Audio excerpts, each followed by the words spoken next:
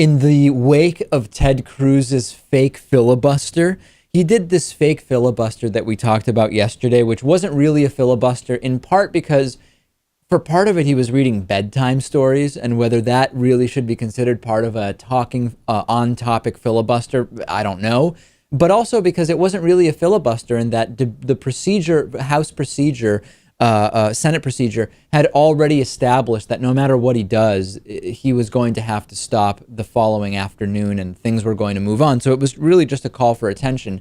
Some right-wingers are absolutely loving it, hailing Ted Cruz as a hero, not the least of which is our buddy Bryan Fischer from the American Family Association, who is saying that Ted Cruz is basically a modern-day Elijah the prophet. Now, Lewis, I love hyperbole. I love delusions of grandeur. We've talked about Newt Gingrich being like Pericles, Abraham Lincoln, Moses, Margaret Thatcher, Copernicus, so on and so forth. We talked yesterday about how one Republican was likening defunding Obamacare to fighting the Revolutionary War.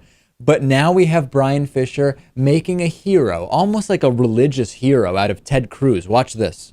But this really has been Ted Cruz's fight. Remember in the days of Elijah, he thought he was the only one, and God said, no, I've got 7,000 that have not bowed the knees to Baal.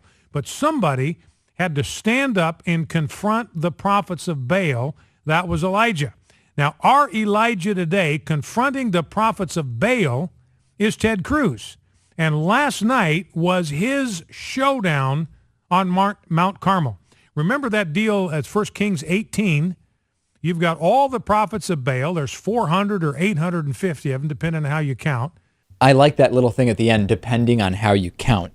How does Bryan Fischer not realize, even if he doesn't like Obamacare, let's say he wants Obamacare defunded, how doesn't he see through this particular completely fabricated political event, this faux filibuster, and realize that this is just Ted Cruz setting himself up for video clips, essentially for video sound bites for 2016? That's all this is, and Bryan Fischer either doesn't realize or doesn't care. Right. I don't know much about Elijah. I'm not sure how this how this comparison is supposed to work. But if it has to do with being a prophet, then you know what? Bryan Fischer may very well be correct. In what sense? In that Ted Cruz knows that this will help him get reelected in the future.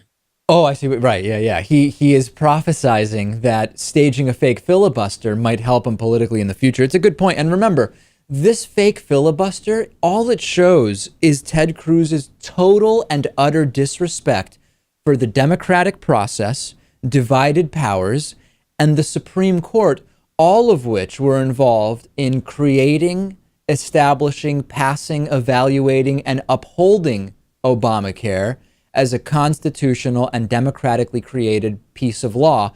Ted Cruz, by staging this absurd fake filibuster, seems to be disrespecting those things which you would think Bryan Fischer does support.